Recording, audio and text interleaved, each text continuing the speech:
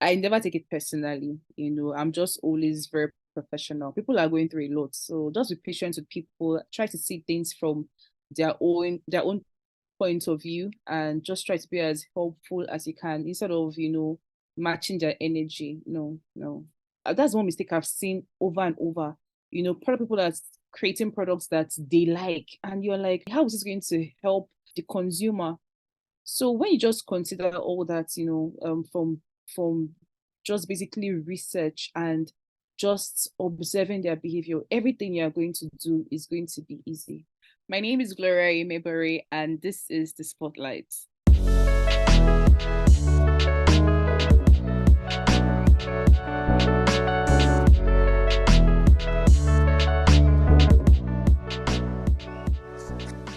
Hi, and welcome to another exciting episode of The Spotlight. This podcast is for curious minds and aspiring innovators who are leading the charge in the research revolution. We dive deep to discuss inspiring, informative, and offbeat conversations on product research and strategy.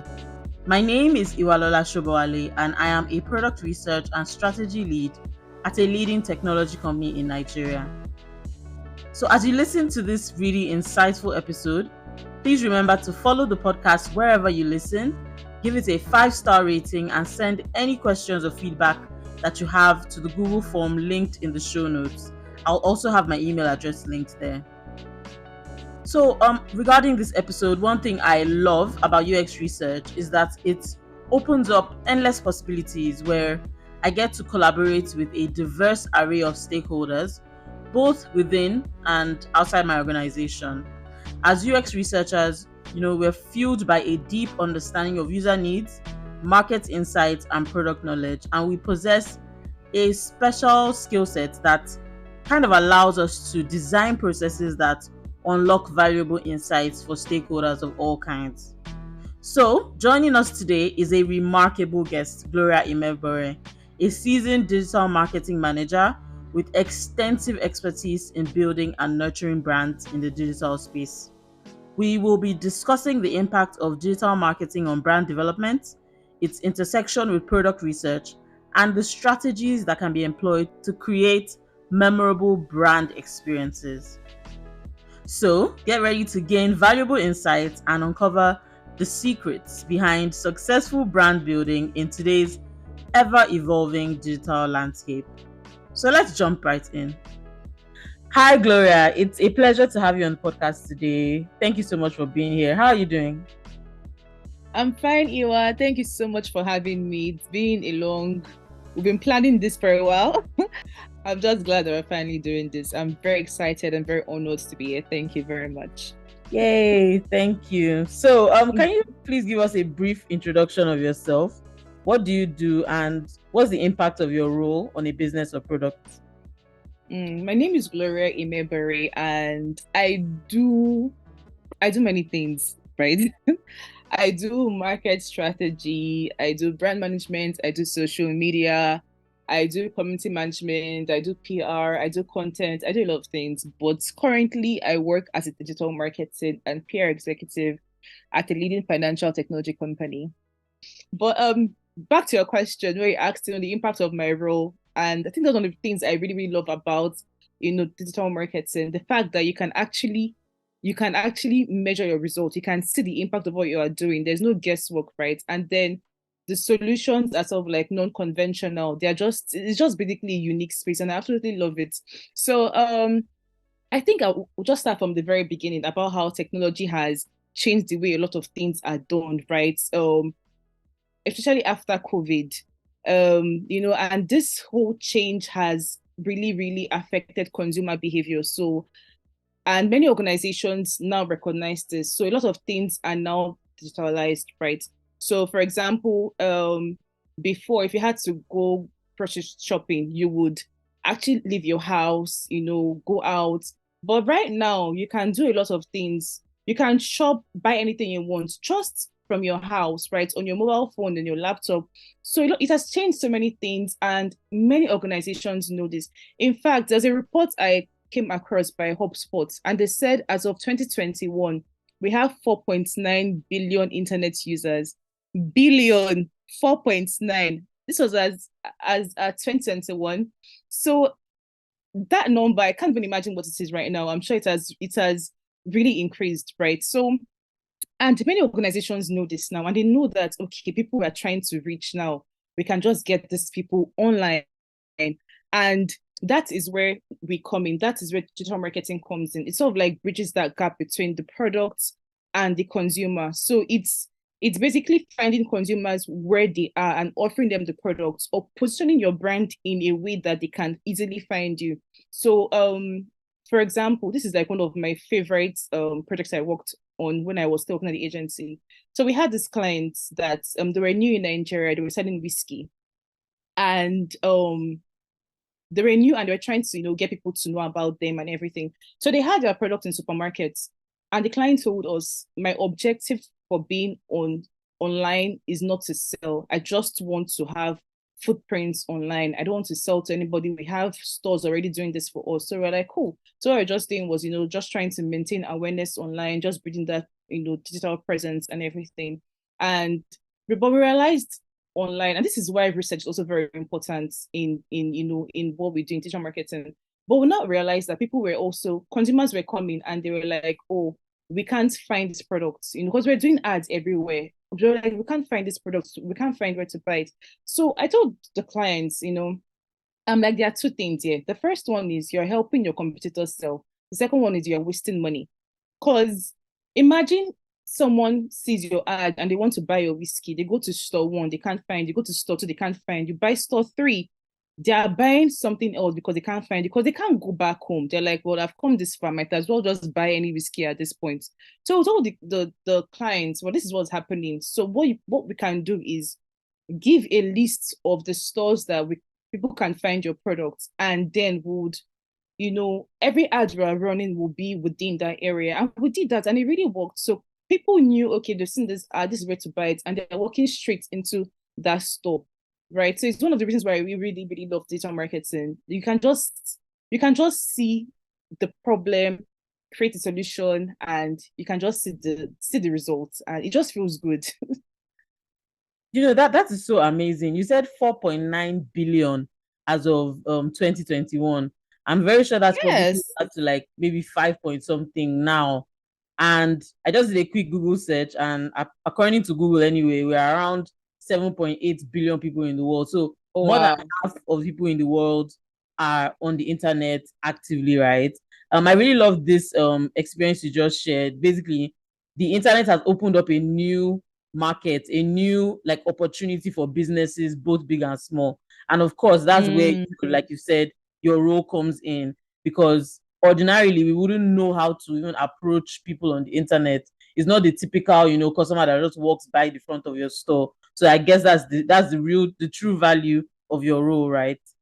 Okay, also, yes, exactly. so have you always wanted to work in, digital marketing, brand management, or how did you, if not, how did you find yourself here? To be honest, I wanted to be a nurse. Let me just put it that way. I wanted to be a nurse, Iwa, or let's say a pediatrician, like, a doctor for kids. So I think the movie I watched when I was growing up, and it was like, the doctor only came like once or twice to the patient, but the nurse was always there, taking care of this patient, the children. And I think my personality also just plays a huge role. I like behind the scenes. I don't really want to be in the forefront. I want to just do the magic behind the scenes. I don't mind if someone else takes all the glory. I really don't care as long as I'm getting paid my salary, and just having that fulfillment, I'm good. But as life would have it, I found myself in science class, not being a nurse. My dad was like, either you're a doctor or nothing at all. He didn't want to hear the whole nursing thing because, at the time, this was pre-COVID. At the time, being a nurse was like, oh, you'll be earning a lot of money and everything. So it was like, either you're going to be a doctor or nothing at all. So I said, okay, let me just find something else. I tried the whole science class thing. It just didn't work out for me. But I went to university and I studied something entirely different from what, my family would have wanted me to study. I studied marketing with media communication, and I think it was there I really just fell in love with the whole marketing. I did a course, consumer behavior, and it was so exciting. Another course, service management, it was just amazing. So it was at that time, I would at that time I was like, okay, you know what, I wouldn't mind getting a job, within this space. It was just interesting at the time. So education is important, So even after I finished school, but having that first-hand experience was nothing beats having first-hand experience. So after school, I just somehow found myself in digital. It wasn't planned. It wasn't actually. I started as a marketing manager, but somehow I just found myself in digital space. I had worked somewhere before where I had to really apply a lot of my skills, but it was more of freestyling, right? I didn't really have a lot of theoretical backing. So that was when I really became intentional about going for, the knowledge. I became very intentional about taking courses, certifications here and there, and just, really just building, just basically trying to find ways to be not just better, but the best, in my space. So yeah. I love I've, that. Okay, so you already told us, that the fact that you can see the impact of your role, that's something that you really love about your role, right? But like, what are also mm. some of the common challenges that you face day to day in your role? So one of the challenges is a lot of organizations can see the value in digital marketing. They're ready to pay for it, they're ready to listen to what you have to say. But at the same time, a lot of companies are yet to catch on. So you are still trying to convince them why this is important, trying to still convince them why they should pay this amount of money. So for me, that's like my major challenge, especially many Nigerian companies, right? They don't really see the value. So because of that, they want to pay little. And then another challenge I have, I think this is so common. So a lot of people will agree with me on this. It's just basically how people don't understand digital marketing. So digital marketing is very broad, and there are different, imagine an octopus with different tentacles, right? So there is the website management or development, there's the social media, there's community management, there's PR, there is content marketing, right? But you still have people that want to hire a social media marketing professional, for example, and they want that same person to do the creatives, that same person to manage the website, that same person to do content. So it's a lot of so you're always trying to explain that no, there's a person that specializes in this that you need to hire, right? So it's just all this is just very funny. And then another thing is trying to explain just the process of digital marketing. So a client can give you, let's say, for example, 2 million naira to run an ad.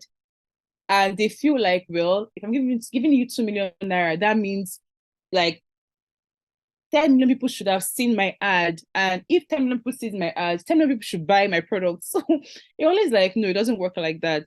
So because you are spending 10 million naira does not mean that you reach 10 million people or more. And does not mean that, okay, because 10 million people saw your ad, they would buy it. So you're just trying to explain to them how the whole thing works. So I guess all that just makes people not really, because they can't understand it, it's difficult for them to then see the value in it. I think that is actually something that is very common with a lot of tech or tech related rules, right? Do you think Yeah, what do you think is the solution to that? Or do you think, for me, I would probably say educating the businesses and definitely. brands about it, right? Do you know anyone that does that, or are there resources that you can share for people who are trying to learn more about this? I definitely agree with you about the education part. And honestly, a simple crash course would solve the problem. I know that there are some organizations that they will bring in their agencies. I think we used to do that. Would actually, where I used to work, in an agency, we will actually tell the clients we can come in maybe twice a year and just do a crash course on digital marketing so that you can understand what we are doing.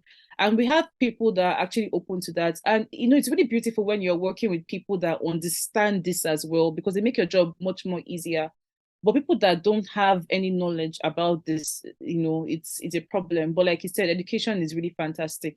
and any crash course or a simple Google search would really just solve the problem. Okay. I understand where you're coming from. So it's not like someone needs to, maybe learn from. Is there like a master digital marketing or brand manager that everybody must be following or anything like that? I particularly like Neil Patel. Okay. When I started, yeah, when I started, digital, he was one person I was always going to his website and was watching his videos. He's really, really knowledgeable and is very open to sharing, what he knows. So yeah, and it makes everything very easy. So you don't have to be an expert to understand what he's saying. He makes it very, very easy. Oh, awesome. Thank you for sharing that. So I'll be putting that in the show notes as well, for anyone who is interested in learning. So there's something I'm really curious about here. How do you manage the balance between, maintaining the brand's messaging and, also allowing for like authentic interactions with, like customers or prospects on like online? I know that must be really tricky. So I know this is probably like a Mm. hard question I'm throwing at you, but I'd love to know. Yes, it is very tricky, especially if you are managing a tech product, any product that has to do with money, because people don't really want to know your stories. But I find that having a strong brand personality really, really works. So you want to actually present your brand as a person that people can easily reason with. Another thing is consistency. So you always want to just emphasize who you are as a brand, what your core values are. So those two things for me really works. That is so profound actually. So consistency and actually crafting a personality. That's really interesting. So like Yeah. speaking of personalities, right? I assume that means there's the brand has a reputation, right? What happens when Mm-hmm. there's a crisis or there's an uproar on Twitter? How do you handle things like that? Because I imagine for all of us that are on Twitter, they'll be dragging a brand somewhere. All of us will be laughing. Yeah. But you behind the scenes, you're like probably scrambling, trying to rescue the whole situation. So, like, what can you maybe tell us about one of those times, and how you handled it? Yeah, so this is a very interesting question. So true. I find that a lot of brands are always doing damage control, right? They want to start doing what they should have done from the beginning when the damage has already been done. So back to what I said earlier about building a strong brand personality and always just emphasizing who you are as a brand and communicating your values, right? It's really going to help you when there is when something goes wrong. Now there was something that happened, right, with a brand I manage. I don't want to mention the name, and that brand is known for being very compliant with, like, regulations and government policies. So you can't find fraud and this brand in the same sentence.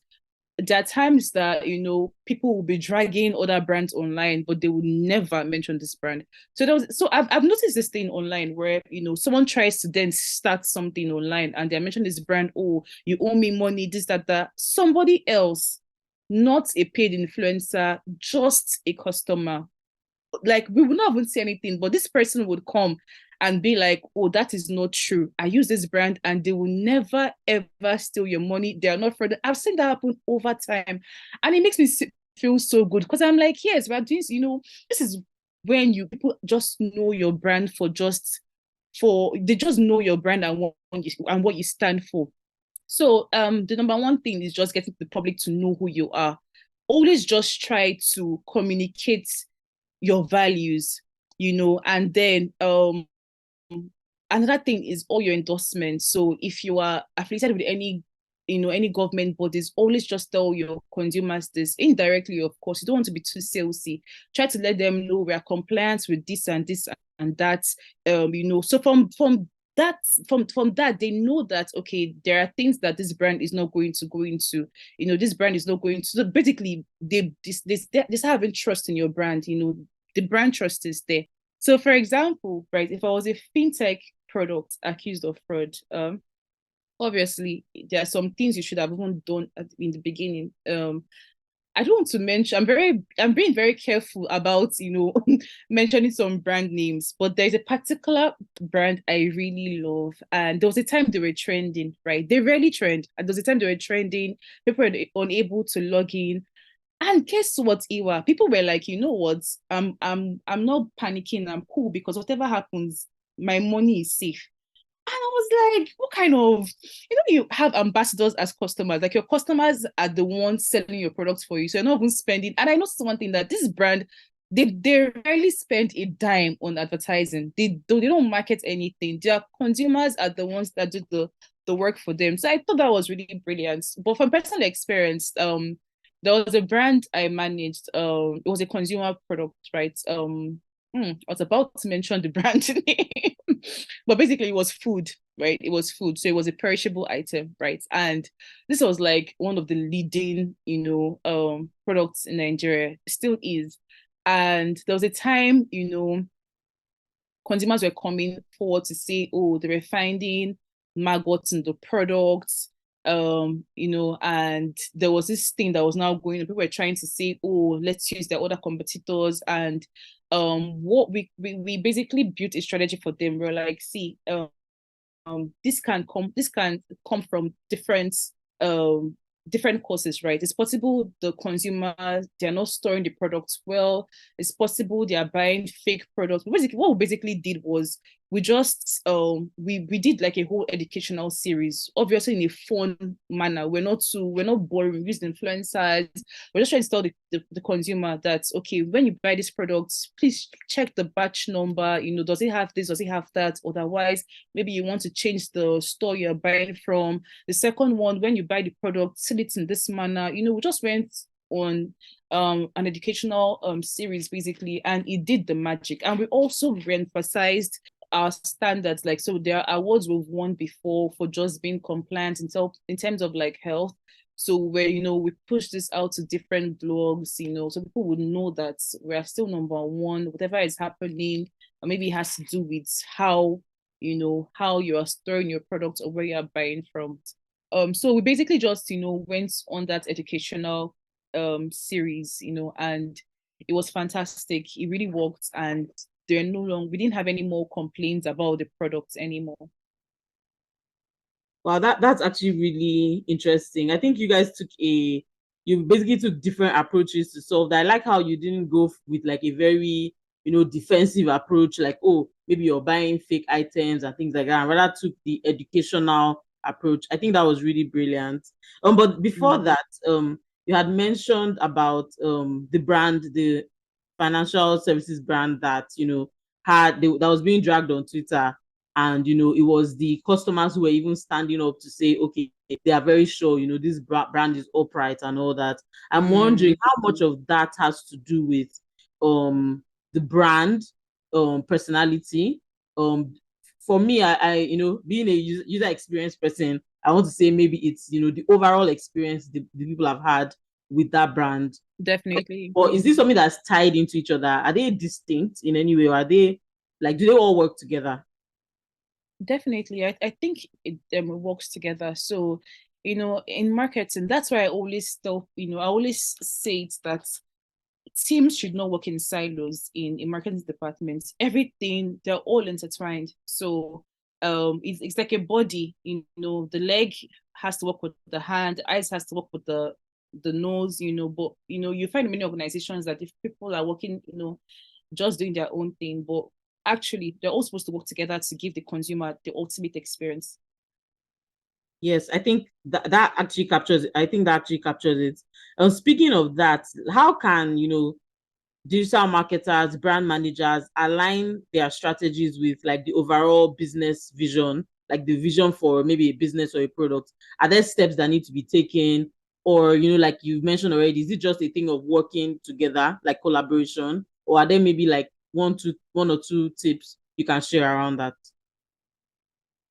Um, there's not a one right way to approach this, right? I feel like there are different right methods to approach this thing. But personally, how I prefer to work is really in large organizations, right?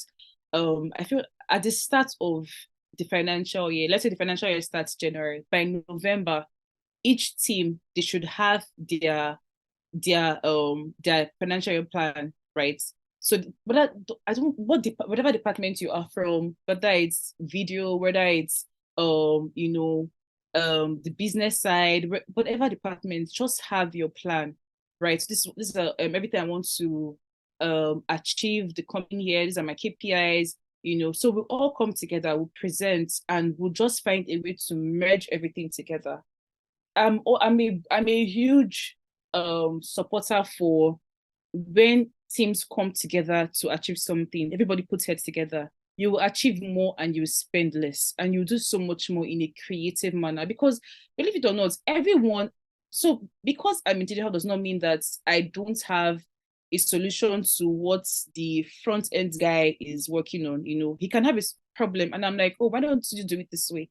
So it's just a thing, when you're together with people, your brain is just working, faster than usual. Again, so that's the way I actually approach things. I'm like, everybody bring your plan. Okay, let's see how we can all just work together and do things together. Instead of, one person has their plan and they are deploying by themselves and then they come to you, oh, do this for me to that. And you're like, where is this from? What's the goal? I totally agree with you on that. I think in every business or organization, a lot of the time there isn't like one fantastic answer out there. Like someone else on that team might actually have the answer to a problem that the business or the product team is facing. And I think yes, I totally agree with you on that. So speaking on that, like, do you have any examples or past experience with where feedback from maybe an online community or a digital campaign where the feedback actually influenced the roadmap or the strategy for the business or product? Do you have any experience or any past experience with that? Yes, I have loads. But I think the recent one and the one I find most interesting is about one of the brands I manage. It's like a digital world. One of the brands I manage, it's a digital wallet, and so we have a lot of products. We have a lot of things for people to do on the app. But the problem was, were we actually solving a problem, right? Because I mean, if you're going to build something, number one is, what are you solving? That's just it. So you can have a fantastic product, but if you're not solving anything, then it's like, what's the point? People are going to use your product. So people don't really, or maybe they use the app, but they just use only one feature on it. And after we've done our research, we realized that what, people, there is no problem we're solving with this feature. So we're in the process of you just revamping that app with feedback we have from our consumers telling us this is actually what we need. We don't need this. And obviously, from just research we've done, we now know what the typical Nigerian needs. And that's really giving us insights to how we are now revamping the product. Thank you so much, Gloria, for sharing about how feedback from customers have influenced business strategy. Now, I'm sure there's something that's a bit tricky. Like, how do you handle like trolls, negative comments, things like that? People who just want to drag brands online, whether it's warranted or unwarranted. How do you handle that kind of situation? So there are many ways around this, but my advice, and what I always do, how I handle this is, I never take it personally. I'm just always very professional. People are going through a lot, so just be patient with people. Try to see things from their own point of view, and just try to be as helpful as you can instead of matching their energy. No, no. That's amazing, but honestly, is it actually that easy? Because the way some people, the things some people say, like, are you not like hot blooded sometimes? Like, you just want to give this person back, especially on Twitter. Trust The me. violence is always too Trust much. me. Trust me. You want to give them bass boats as well. Like, are you the first? Are you okay? But like I said, it's always a thing of just being professional. Like, just understand that it's not personal. I just be professional. So whenever sometimes I don't even really respond when I see a message. Like, I just wait for a while, like an hour. When I've calmed down, then I'll come and now respond. But yeah, just be professional and just understand that it's really not personal. That person can be going through things that you don't understand. So Yeah, I think yeah, actually that's very key. Being like empathetic to whatever the person is going through, that's because the word. Yeah. because actually you the person might actually be going through a tough time, and unfortunately, maybe something just happened and they have to take it out on someone else. So yeah, I totally get Mm. that. So how do you now like communicate that negative feedback to maybe like the product manager or the product teams, people who can actually make those changes, or if it's maybe customer support, what processes do you put in place to handle that communication? So I do a lot of reporting. I do a lot of social listening reports where, so because it's one thing to be telling the stakeholders these things, but it's another thing for them to actually see it for themselves. So you do a screenshot, sometimes people will send you, customers will send you voice recordings on Instagram. So you're sharing this with them as well. You put everything in the reports and you send to them, and you're like, see what people are saying about your product. Sometimes we do aside emails, we also do meetings where I'm sharing this directly with the customer success teams, with the product product teams. I'm like, how are we going to move forward from this? And I also work closely with the research team because their data, most times has to support what you're saying. So because sometimes some stakeholders they might not still see the issue, so when you come with data from the research team that, oh, this is actually what our research team are, they're also saying this, and they know that, okay, this is serious. And yeah, but basically just detailed reports, and also providing ways that we can also come up with solutions. Okay, awesome. So like there's something you just said that I think is really interesting. So you said also like providing, recommendations or suggestions. So is it a case Mm. of maybe you're looking at what other brands are doing? How do you come up with those suggestions? Because I imagine there are times when it's a very maybe tough situation, what are the things that help with decision making? So I know you mentioned the research, but is it that, for instance, maybe you need to be very knowledgeable about a particular industry? What are the things that have helped you in this regard?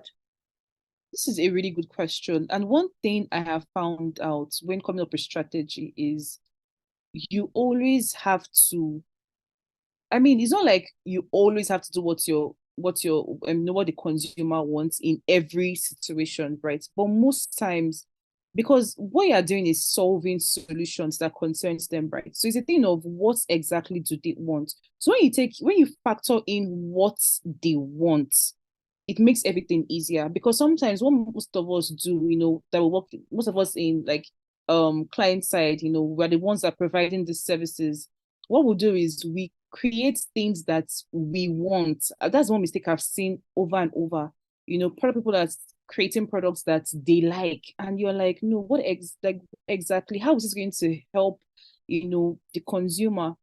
You just have to, um, you know, you have to know what they consider as solutions. You have to know their passion points, what excites your customer, what makes them happy, what are they, what do they need. So when you just consider all that, from just basically research and just observing their behavior, everything you are going to do is going to be easy. That is actually amazing. Like I think you've captured everything that needs to be said. Um, Especially when you said observing behavior. I think that's something that a lot of products and business teams miss out on. Like you already said, people are creating products that they want, forgetting that they are not the consumers. So if when you're distant from the consumers, when maybe a product manager is distant from their customers, how exactly are they going to know what they want? But your role is actually quite close to the customer. You're getting that first-hand feedback a lot of the times, even before customer support gets it. When someone goes on Twitter and says this useless app at whatever the name of the app is, you people don't have sense, things like that. So you're getting that feedback up front, which the product manager might not even see, right? That's so interesting. So I have a question. This might be a tough one, but I know you have it. How do you stay up to date with like very highly competitive businesses or industries? Because I know where you're currently working, for instance, is very highly competitive, the landscape. How do you stay up to date? What do you have to do to make sure you're like at the top of your game? Hmm.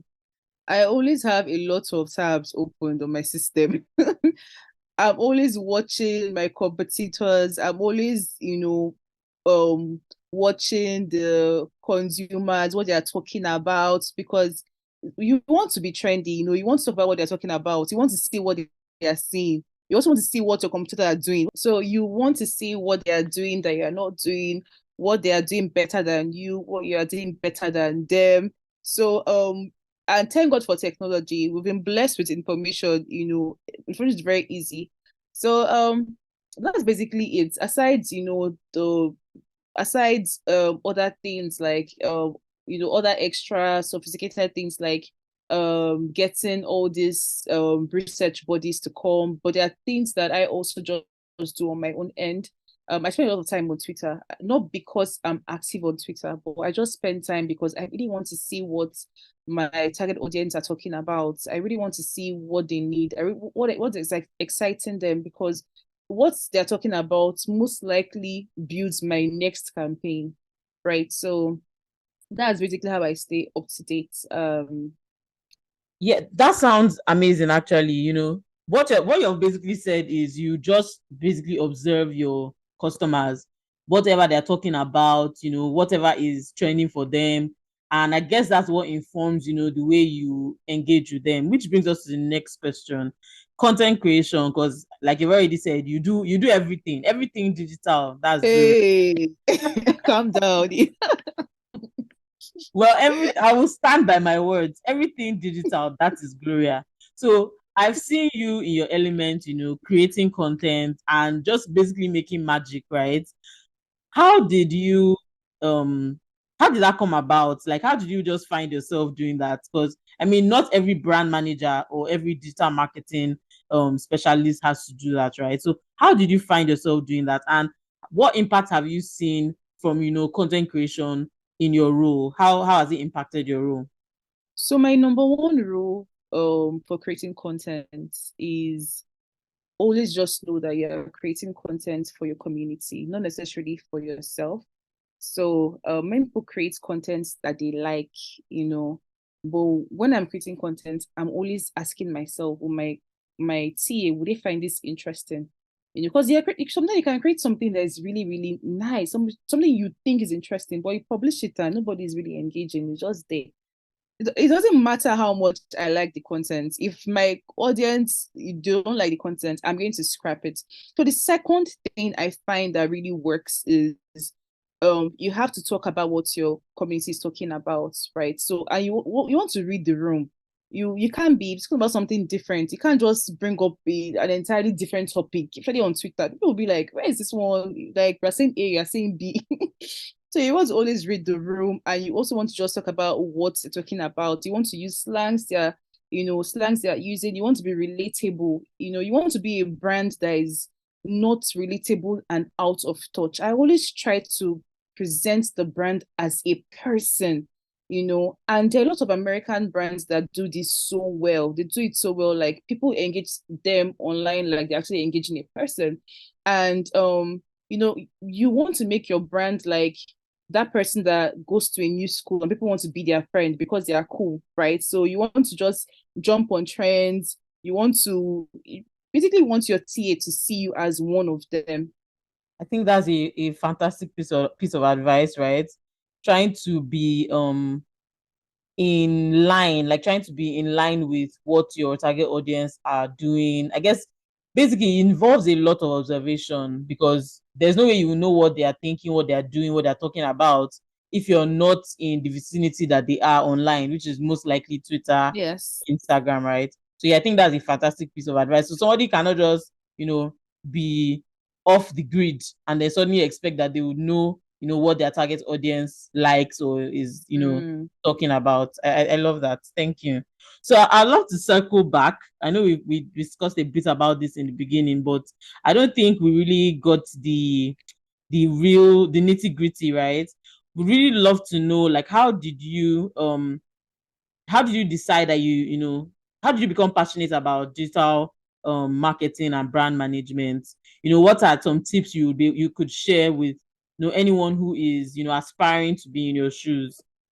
So I'm basically passionate about many things, and I think that's one of the things that really pulled me to digital. It's because it's just so vast, and there's a lot of things that you can learn, and a lot of things that you can just express your skills. And it's just very exciting. So today you can be in web development, tomorrow you can be content marketing, next tomorrow social media marketing. So all that's just very exciting for me. But yeah, the genesis. I've mentioned earlier how I actually wanted to be a nurse, but that didn't work out. So I went to school, found myself studying marketing media communications. I enjoyed it. It was nice. I found it very fascinating. I don't want to say I found myself in digital, coincidentally, because I believe everything happens for a reason. So, but the whole thing started after NYC when I got my very first job, like my serious job, right? And it was like it wasn't a startup per se.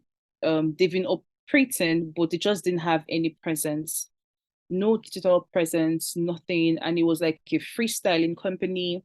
So I got hired as a marketing manager. So, and I absolutely love my boss. Until date, I remain grateful that he gave me the whole steering wheel. He's like, you know what, you're the marketing manager, do whatever, do anyhow, just go all out. So that really helped me to be creative. I always say that how you know a person is creative is well, none, this is just me. I'm not saying that it's if you I'm not saying that if you don't have this, then you're not creative, please. But I'm just saying, um, like, marketing, right? Marketing is it's when you have very little to work with, you then know if you are creative as a marketing manager, because most times you're given a fat budget and you can do anything you want to do to meet your objectives, but sometimes you're really not given a lot to work with. So when I was there, I wasn't given a lot. In fact, I was given almost next to nothing to work with. And so you find yourself in an amazing workplace, but the budget was really tight and there was just so much to do. At the time, I was the only person on the marketing team. I mean, time after that, the company grew. We had other people, but at the time, I was the only person. And as usual for digital marketing, people expect it to just create magic, right? They think they will say something and by the next hour it's already done. So when I came in, there was no websites, no social media presence, no footprints on digital. There was just basically nothing, right? And um so because I had very little to work with, what that meant was I had to learn. So Iwa, I had to go and learn how to build websites. I kid you not.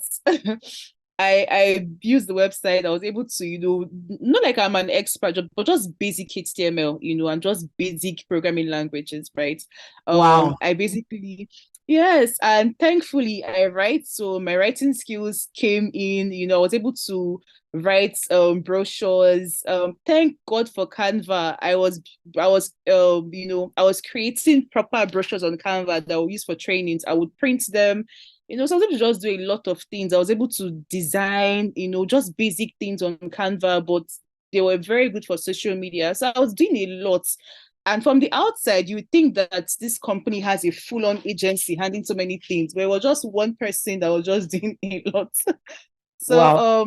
Amazing. yeah, that was like yeah, but I was a marketing manager, so I was in offline, online, right? And so I moved on. I was working as a senior brand manager at one company, and you'll be having different meetings with different agencies and they're calling different terms, that you don't really understand.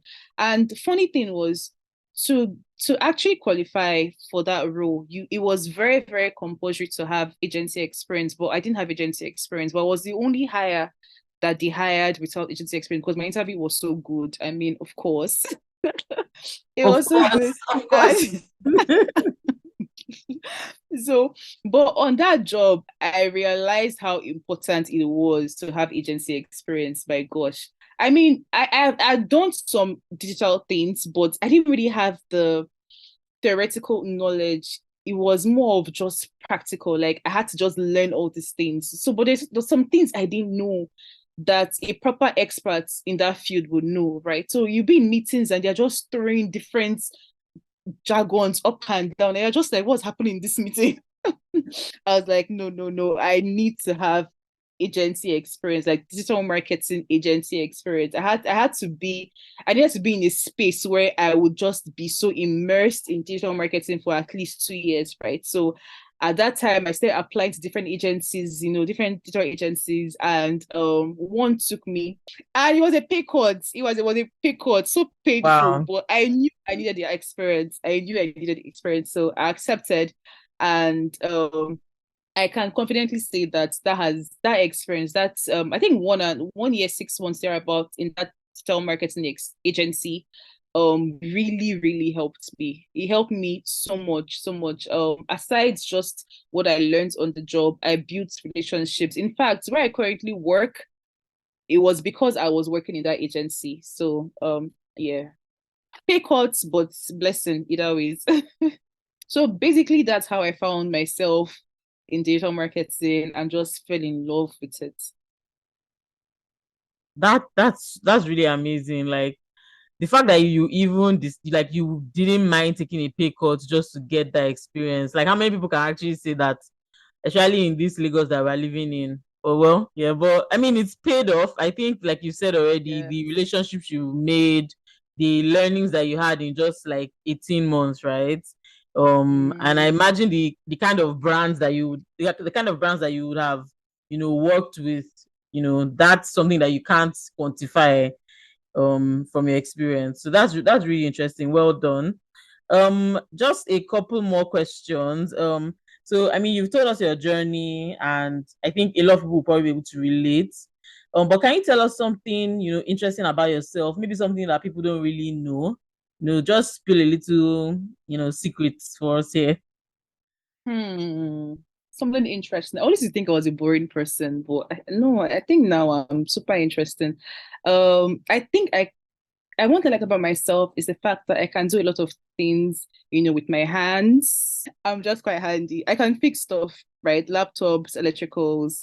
I can make hair. I do photography. I draw. I write. So, in fact, if I didn't have to work for money, I'll be a writer. And oh, I remember one thing now. I remember one thing interesting about myself. When I was little, like in primary school, I would write short stories like with a pen, right, on paper, all this A4 paper, and I would like use the scissors to cut them in the format of like a little book, and I'll write stories on them, and I'll staple them, and I'll sell them, right? And I was making money, oh. I I could draw, so I would draw on the covers. Like if it's a story about the lion and the rabbits, I would draw a lion on it. I'll paint, very beautiful. I was making money. I had customers. I was running a full blown business in primary school, so put some respect on my name.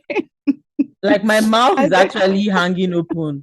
Like honestly, so you were both a creative and a business head all in one in primary yo, yo, school. yo.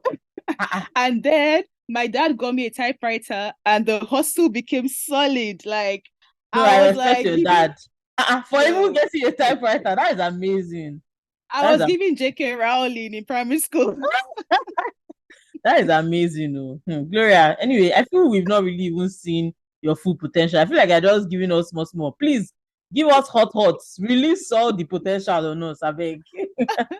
Yeah, I also wanted to be a chef. I love to cook, but I really wanted to go to like culinary school, but 9 to 5 has me in a chokehold. So that dream is later. Just to I'm round up, reading.